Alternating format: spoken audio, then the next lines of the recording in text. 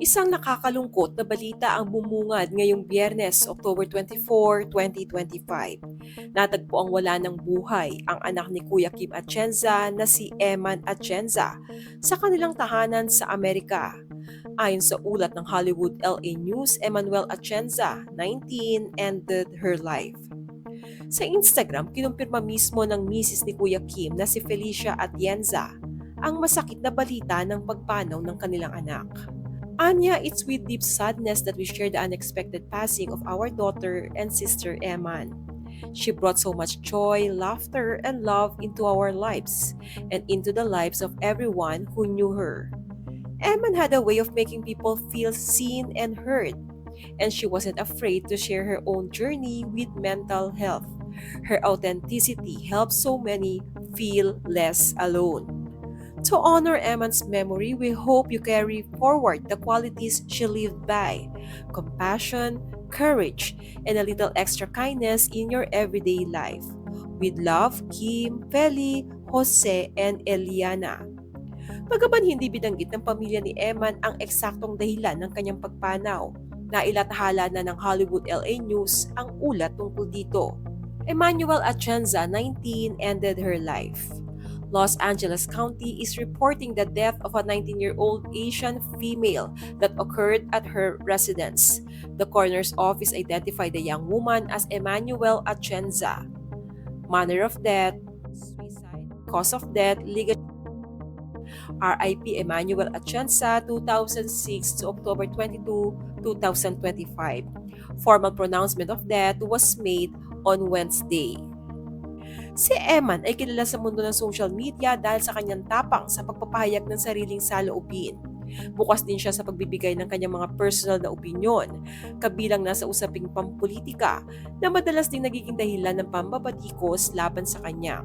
Gayunpaman, nakilala si Emman bilang isang matapang, masigla at aktibong kabataan na mahilig sa sports at may kumpiyansa sa sarili. Kaya naman marami ang hindi makapaniwala sa biglaang pagpanaw niya.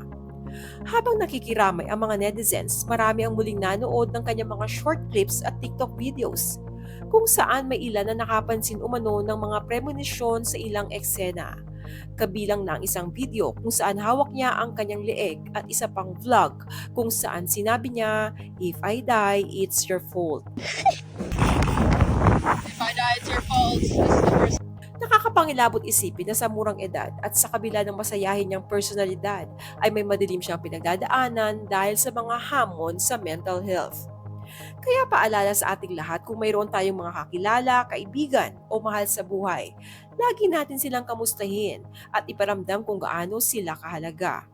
Minsan, ang simpleng kamusta ka ay maaaring magligtas ng isang buhay.